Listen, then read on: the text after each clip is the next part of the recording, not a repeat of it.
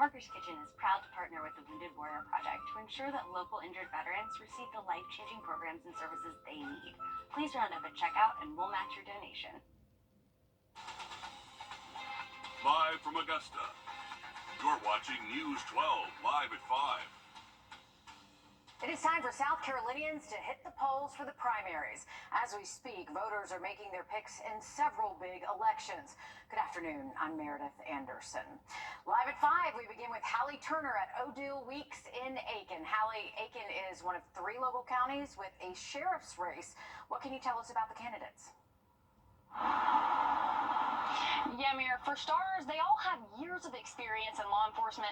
Ed Wilson and Stuart Prettle left the industry years ago, and Marty Sawyer is still with Aiken Public Safety, but they all share the same passion, one that led them to the campaign trail, and that's to make a difference in Aiken County. Ed Wilson believes his experience as an undercover narcotics agent is exactly what Aiken County needs to clean up major drug issues. Stuart Prettle will tell you Aiken County needs a true county guy, one who knows the streets and has spent time in the sheriff's office, and he believes he's that guy. But Marty Sawyer says Aiken needs someone who's currently active in law enforcement. He feels with his experience spanning more than 30 years in law enforcement and spending the last 2 decades at Aiken Public Safety, he knows the ins and outs of the community and is up to date on all things. Fentanyl coming in, and everybody coming from Richmond County over to Aiken County. It's drugs. That's going to be the biggest objective of mine when I get elected. I'm a county guy. I have been on the street my entire career. I have either been, as I said, I worked public safety for 5 years, so I know the difference between a public safety department and a sheriff's office. I have been a road deputy. I've been a police officer. I've worked DUI task force. I've worked narcotics. I know what deputies need, and I know what would make them want to come to work and want them to do their job. I'm the only Republican candidate that has been active in law enforcement since the early or mid-1990s. Things have changed in the last 30 years. I'm up to date on the technology, on the laws, stuff like that. Now, they may not agree on who they think the next sheriff in town should be, but they do all agree change is overdue in Aiken County. Coming up all new tonight on News 12 at 6 o'clock, they share what those changes are and how they plan to attack them starting day 1. All right, thanks for that, Hallie. Again, polls are open until 7 o'clock tonight, so you have plenty of time to get out and vote now. Other sheriff's races include Barnwell County Sheriff between Republicans Stephen Griffith and Stephen Gunnels. In McCormick County, Republicans Melvin Brock and Chad Cox. They are looking for their party's nomination for sheriff. Other races today include U.S. House District 3, where you have 2 candidates on the Democratic side, and 7, it's a full house on the Republican side. House Districts 2 and 6 are also up for grabs. There are also several state House Districts, 3 Edgefield County Council district seats, as well as the race for Aiken County Council in District 4. So making a lot of decisions tonight, and, well, looking at the weather, it's not going to be a problem, at least, well, the rain won't be because there isn't any. The heat, that might keep people from heading out to the polls. But you know what? It's usually rain that keeps people away, Riley, and we're not seeing any of that. Hey, rain-free again, Meredith. We're looking at a beautiful... A South Carolina K-9 deputy is dead and a suspect in custody after a shooting in Lexington. SLED says K-9 Koba was killed today while deputies and SLED agents were attempting to serve a fugitive felony warrant.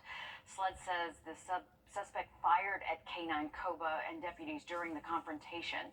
The suspect was shot and taken to a hospital. K-9 Koba's memorial service will be announced at a later date. Temperature is going to gradually climb over the next several afternoons, and we could be hitting the upper 90s by this weekend. We'll have a full look at the forecast just after the break. Time and Temp, brought to you by your First Alert weather team. Be comfortable inside Well, you get better.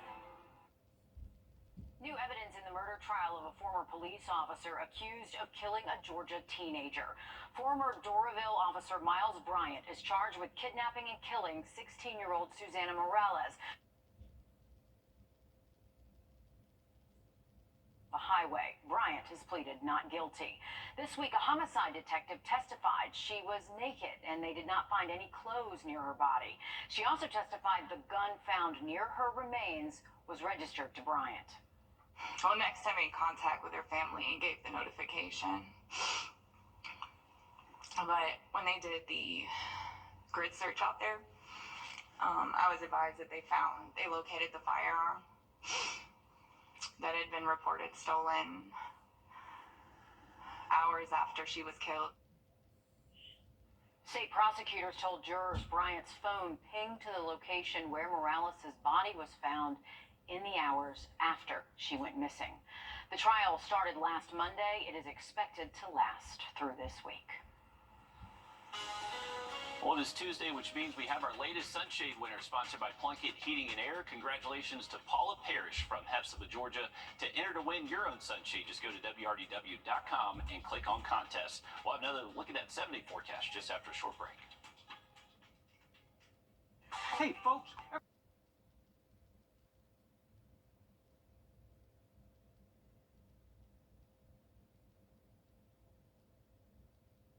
Simple as that, folks. Come on out to Davis Appliance in South Augusta. Usually when you go to the ocean, you don't have to worry about alligators, right? But for one group in Surfside Beach, they found an unexpected visitor. A baby alligator was found in the surf. Yeah, just picked it up. That swimmer decided to rescue it.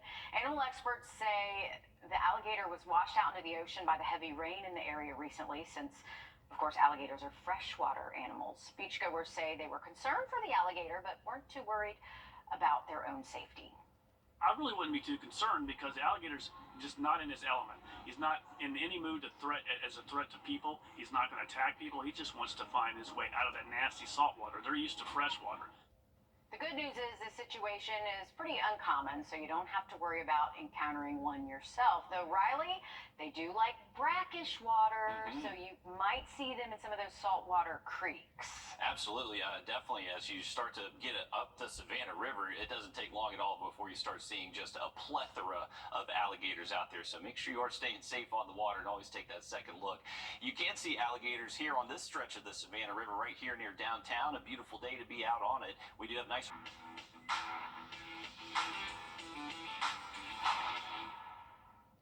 You're watching News 12 live at 5. Continues. Saturday's shooting in downtown Augusta leading many to ask, what's going to make sure this doesn't happen again? Augusta commissioners are also chiming in. Good afternoon. I'm Meredith Anderson. Early Saturday morning, authorities say several suspects opened fire on one another at 10th and Broad Streets.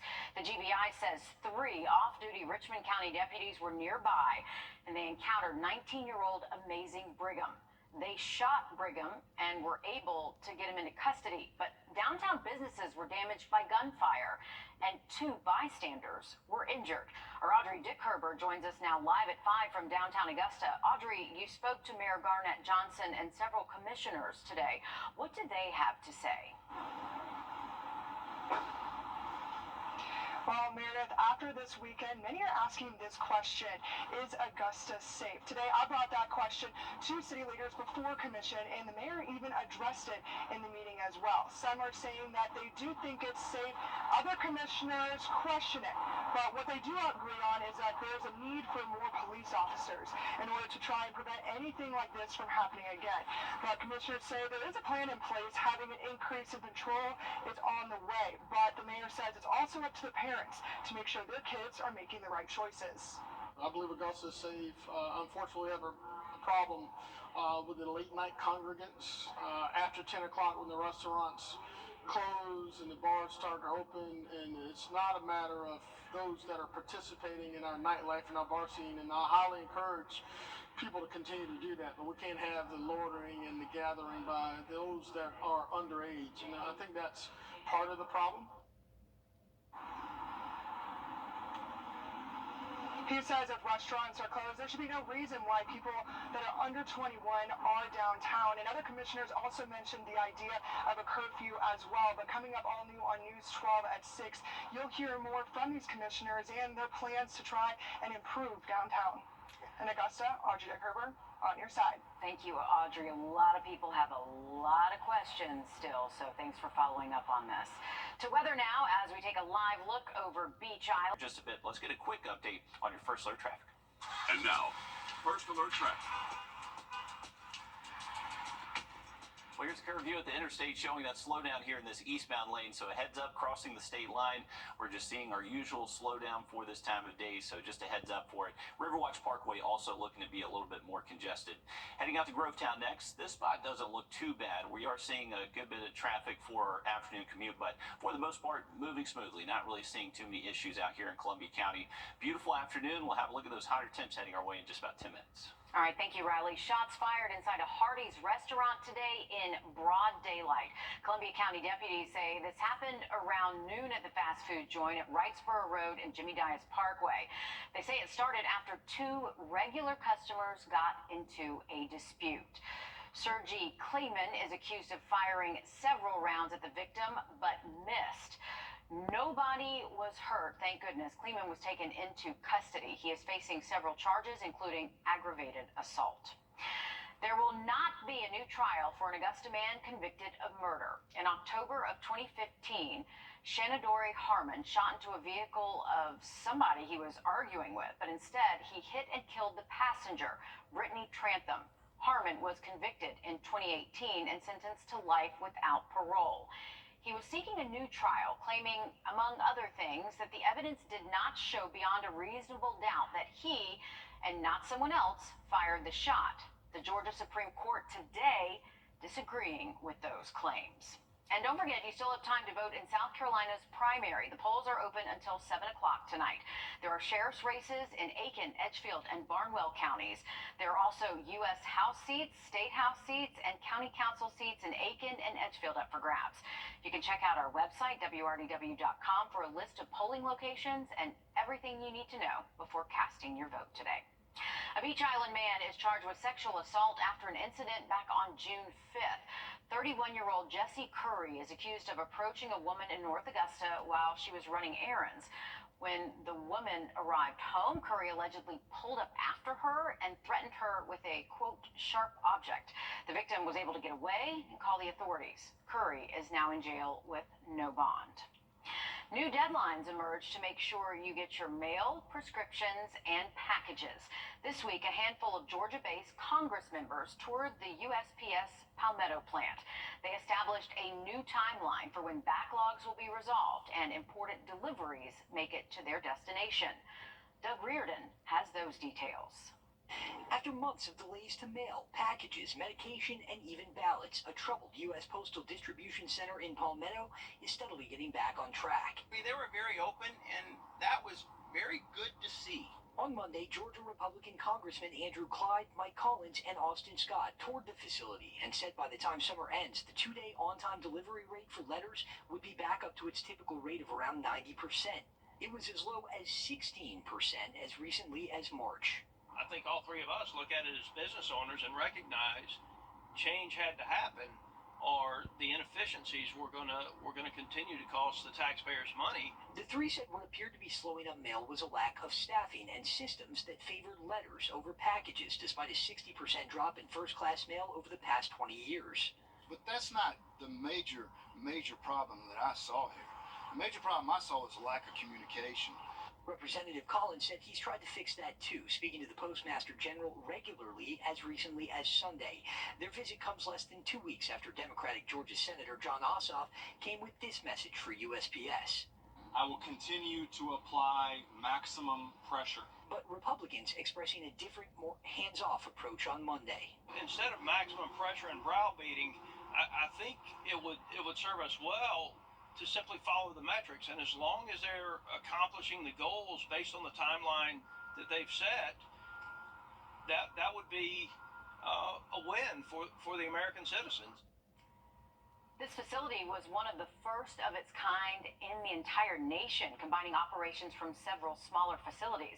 USPS says it plans to launch 60 distribution centers just like this one in the next 3 to 5 years, using Palmetto as a learning example. There are 6 new members of Eudora Wildlife Safari Park. Take a look at this. Larry Well, he is now the proud father of 6 little chicks. He is quite proud of himself since, he designed the nest and incubated them for 6 weeks.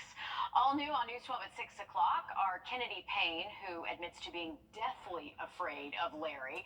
She gives us a closer look at these adorable new members and how you can see them for yourselves.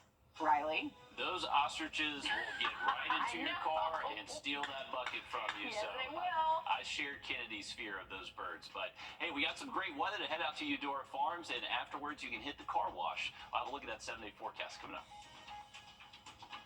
And now that we're in hurricane season, officially, how are companies like Georgia Power preparing? We'll take a closer look next. Time and Temp, brought to you by your First Alert weather team. Join us right now. More.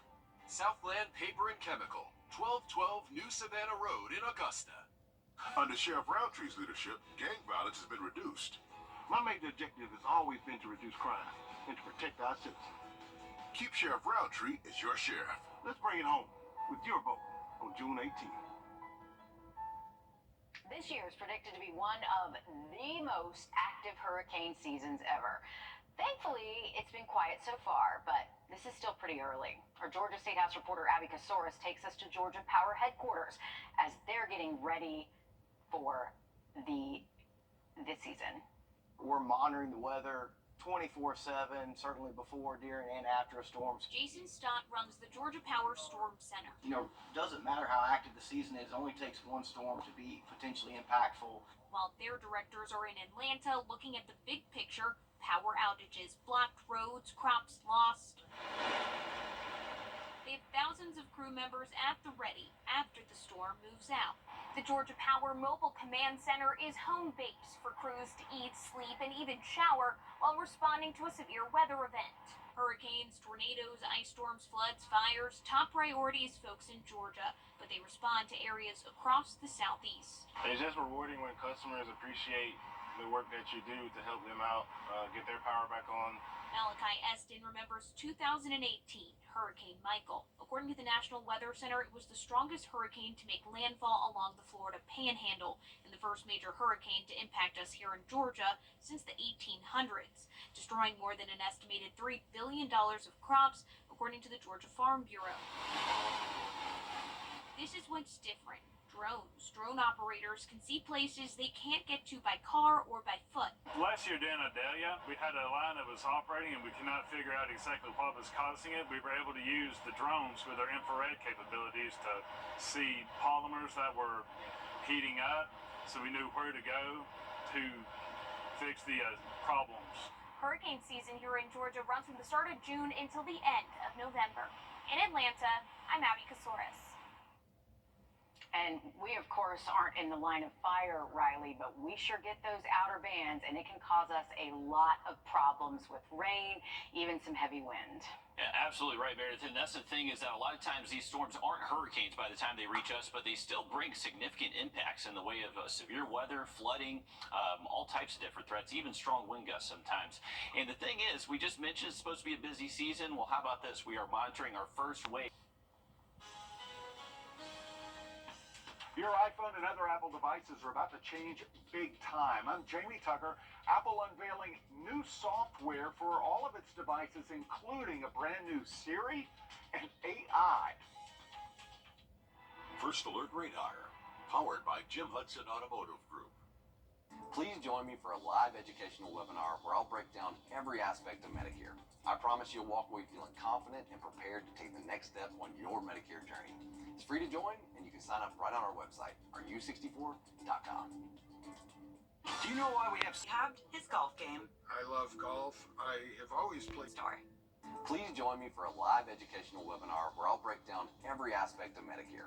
I promise you'll walk away feeling confident and prepared to take the next step on your Medicare journey. It's free to join, and you can sign up right on our website, rU64.com. Apple held its annual developers conference yesterday and announced a lot of new features for iPhones and other devices. As our consumer tech reporter Jamie Tucker explains, it will change the way you use your phone.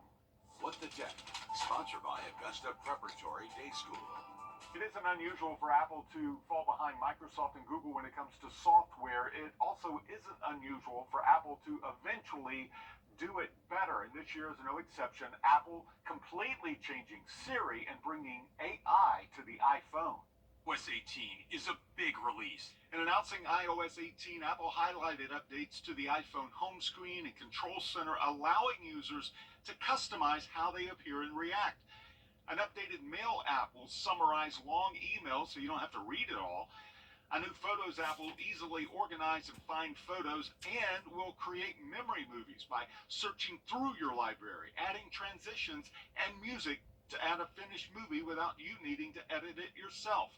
But the big reveal, Apple integrating ChatGPT, calling it Apple Intelligence. A new Siri with a fresh logo will act like a personal assistant that you can talk to like a real person. Ask it to find and edit photos. If you take long notes of a meeting, you can ask Siri to summarize the notes and send it an email.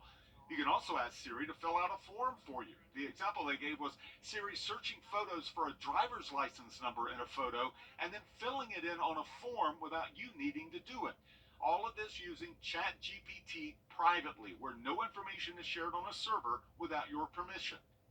Big changes also coming to the iPad and Mac computers. iOS 18 will come out later this fall for everyone. The bad news for iPhone users, some of these ChatGPT features will only work on iPhone 15 and future iPhones. Stay tuned. That's What the Tech. I'm Jamie Tucker. The 14th annual Vaughn Taylor Championship is underway over at Bartram Trail Golf Club in Evans. Dan spent most of the day bouncing around the course to keep an eye on our local golfers competing this year. For the last 14 years, junior golfers from all over the country have traveled to the CSRA to compete in the Vaughn Taylor Championship. This time around, there are a total of 7 golfers from either Augusta or Evans in this year's field. One of them happens to be fresh off winning a state championship. State, honestly, is one of the best feelings I've ever felt. Barrett Loftus recently graduated from Lakeside High School. He played a major role in the growth of the Panthers golf program, helping them win the Class 6A state title this year. Reaching goals is always a good thing because then you set more goals, and once you set bigger goals, then you can keep growing, and that's the only way to grow and learn. And mistakes obviously happen. Failure happens. Without failure, there's no growth. Just like winning state, competing in the Vaughn Taylor Championship can be a team effort, especially when you're playing alongside and competing against some of your friends. I think that's really cool because all of us have different fields and all of us have played out here. It's a very familiar course for all of us. Having the atmosphere and the fellowship ability is just wonderful, and it just adds to the percentage of love I have for the game. Loftus is heading into round 2 of the Vaughn Taylor at 2 over. Augusta native Tyler Newsom is one of the youngest players in this year's field, and he finished round 1 with a score of 1 under. We'll hear from the 13-year-old on News 12 at 6 o'clock. Reporting from Bartram Trail Golf Club, Dan Booth on your side. Foundation settlement can be serious. They're experts. We are continuing to follow breaking news out of Atlanta after authorities say a transit bus led them on a high-speed chase in Gwinnett County. You are looking at video of that bus hitting several vehicles during the chase, which lasted 22 minutes and covered 2 counties. Several people were on board the bus at the time. Authorities say it started as a dispute on the bus, and then the bus drove away when they arrived. Authorities used a pit maneuver and spike strips to eventually stop the bus and take a suspect into custody. And Riley, we are watching the end of this unfold live during the last half hour. And I mean, this is important to note. This is during Atlanta rush hour traffic at 5 o'clock in the afternoon. Absolutely. Look at all the traffic right there that's passing there on the left. And we saw the aftermath kind of after they had already caught this guy. But to see now he was just ramming into cars left and right and people sitting in traffic, that had to be a very scary situation. And even that one deputy, it looked like he was trying to stop it, and the guy just kept pushing him forward. But scary stuff. That is a very large bus on a very busy interstate on a very busy time of day. Yeah, in a very busy city. In a very busy city, absolutely. So thank goodness Do we have any updates on injuries or anything? Nothing yet. We Nothing only yet. have the suspects in custody, and again, we saw him arrested without incident. So Right, yeah. that's the good news. This could have been so much worse. Yeah, and what we were looking at, it looked like a residential, nice neighborhood that they eventually got this guy in. So scary stuff there in Atlanta this afternoon.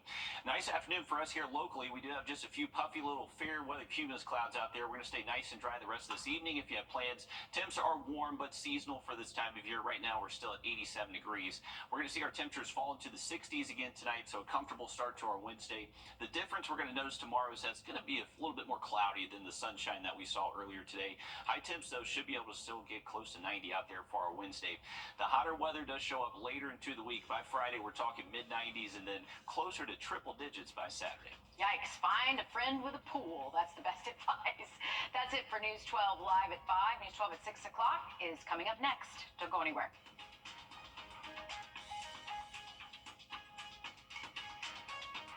I'm here with you.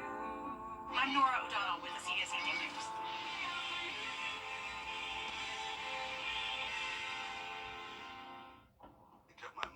Saucy?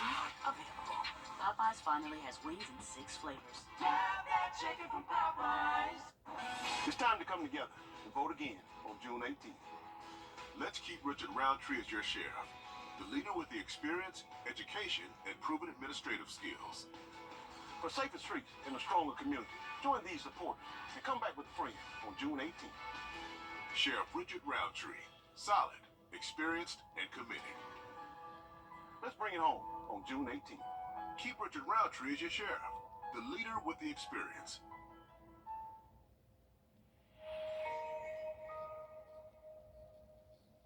Every time you visit Parker's Kitchen, your support makes a difference, impacting education for kids of all ages. And none of this happens without you. Live from Augusta, you're watching News 12 at 6 o'clock. First at 6, Augusta leaders shared their thoughts on how to move forward after the shooting over the weekend downtown. We've had conversations about staffing in the past, and we've worked to fund that lack of staffing. There are a number of things that we need to be talking about. Good evening, I'm Will Rio. And I'm Zana Halliburton. Commissioners are split over downtown. And some say it's safe and others want change. Our Audrey Dickherber is live from downtown Augusta. What did city leaders have to say, Audrey? Well, windows are boarded up all down this street as the city works on trying to get back to normal after the shooting. But today, I asked city leaders this question: is Augusta safe? Here's what they had to say. My wife works downtown and I worry about it. Commissioner Wayne Guilfoyle says we can't be reactive to problems. Since my alarm went off at my office 2 weekends ago, I didn't have to worry about a police officer showing up because they won't come to any kind of alarms. Guilfoyle thinks the answer is hiring more deputies. The day of the shooting, the mayor called the governor for help from the Georgia State Patrol. But Mayor Garnett Johnson says part of the issue could be solved at home. We have a problem with the late night congregants after 10 o'clock when the restaurants close and the bars start to open, and it's not a matter of those that are participating in our nightlife and our bar scene, and I highly encourage people to continue to do that, but we can't have the loitering and the gathering by those that are underage. The mayor and commissioners Tony Lewis and Jordan Johnson think downtown is safe and say they're working on solving these issues. We're getting ready to sit down and talk about our jail chronicles, the population at the jail. So that conversation has already been held. We've had conversations about staffing in the past, and we've worked to fund that lack of staffing. There are a number of things that we need to be talking about. Working towards a better city, but also saying they need the community's help too.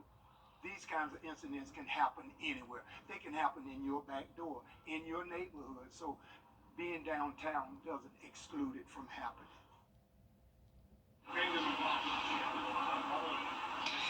The mayor says that there will be an increase of patrol for the entire summer and that he really wants people to just be able to enjoy being downtown. Thanks for that update, Audrey. Certainly still a discussion for our city leaders, so we'll just have to see what downtown looks like moving forward. Absolutely strong words from our commissioners and our mayor there, Audrey Dickherber, reporting in downtown Augusta. Thanks, Audrey. More More news in a moment. Let's get a check of the weather with First Alert Chief Meteorologist Riley Hale. And that's a beautiful look over our station there, Riley. Sunny skies. Yeah, gorgeous day out there today. Very seasonal for June. We did see high. Thanks, Riley. If you live in South Carolina, you have less than an hour to get to the polls for the primary election. Congressional, state, and county elections are on the ballot. In Aiken County, 3 Republicans hope to fill the Sheriff Michael Hunt's seat this year. Marty Sawyer, Ed Wilson, and Stuart Prettle are on the ballot to face Democrat Lucas Grant in November. Our Hallie Turner is live in Aiken. What did the candidates have to say, Hallie? Yeah, Zaina, we're 1 hour away from polls closing, and for the sheriff's race, this is a pretty big deal. And because this, for the first time in more than 2 decades, there will soon be a new sheriff in town, one with new ideas and plans to make it a safer place. Stuart Prettle says it starts with community policing, one that encourages a healthy connection of level and trust between the community and police officers. Marty Sawyer says in order to combat the drugs, homicide rate, and missing people, it starts internally with better retention. And Ed Wilson says day one, he wants to start with evaluating the drug hotspots around the county and help with the quicker EMS response time. Have community policing. We've got to. We live in a world-famous horse community. There is no horse patrol. When you have a gathering, nobody shows up on horseback from the sheriff's office. That's got to change. That is a perfect community outreach type of thing. You've got to get the officers with the young people, with everybody, to know that the officers are their friends. Big thing is retention. We need to retain some good employees. And I don't, especially murders and missing people, that's not something you just don't work. That has to be a primary focus of our investigation division.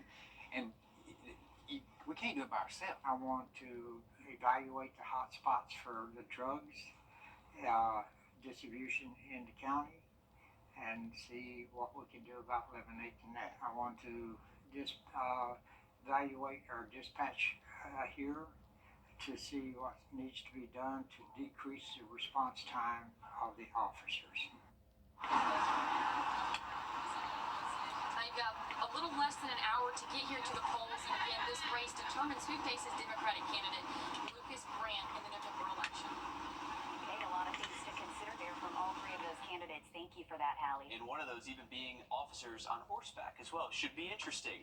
Other races on the ballot include the Barnwell and McCormick County Sheriff's races. Also on the ballot is the District 81 State House seat. You must go to your assigned precinct, and some polling locations have changed. Voting ends at 7 p.m. In Richmond County, early voting continues for some of our Georgia primary runoffs. That includes races for Richmond County Sheriff and Superior Court Judge. In Columbia County, there's a House District 131 race. Voting goes from 8:30 until 6 in Richmond County. In Columbia County, it's 8 to 5. Election day is next Tuesday, June 18th.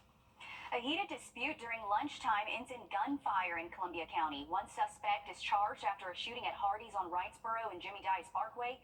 51-year-old Sergey Klayman faces several charges, including reckless conduct and aggravated assault. In the report from deputies, they say things got tense between 2 regulars. Sergey shot at the other person several times while inside the store but missed. Deputies say the one who was shot at ran to a nearby gas station and called 911. No one was hurt.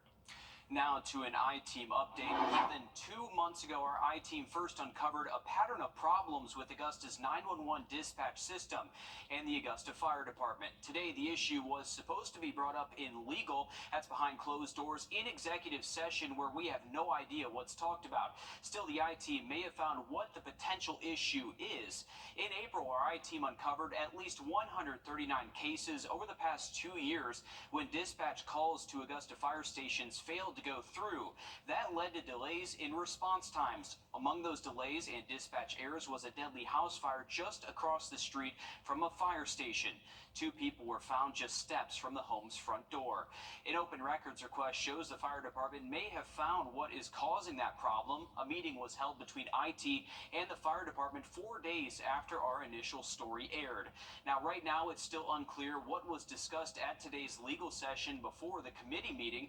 We've reached out to Commissioner Catherine Smith-McKnight, who chairs that Public Safety Committee. We're going to continue following this story as we get more information here.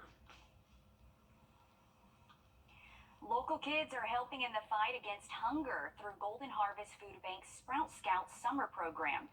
They're given the opportunity to become an urban farmer while helping grow food used at the Master's Table Soup Kitchen. With kids out of school, the need for food is greater. The Master's Table Soup Kitchen is open every day throughout the year, serving anyone who needs a hot meal. A lot of people don't know that a lot of people are struggling with buying groceries, getting groceries, but down at the Master's Table Soup Kitchen through Golden Harvest, we are changing lives every day, and we're so grateful to have the community come in and help us. Kids are helping grow food used at the Master's Table through the Sprout Scouts summer program. It's taking place at their urban farm. And it's a great way to get kids outside, get them digging in the dirt, show them, how a carrot's grown, show them what chickens do. And it's really just sort of teaching them how to be an urban farmer. Valerie Easton brought her grandkids out last year and says they wanted to come back this summer. It's very important that they get out and learn something different, learn where your food comes from, learn how to grow it, and then to be able to feed somebody else is a good opportunity for them to learn and volunteer also.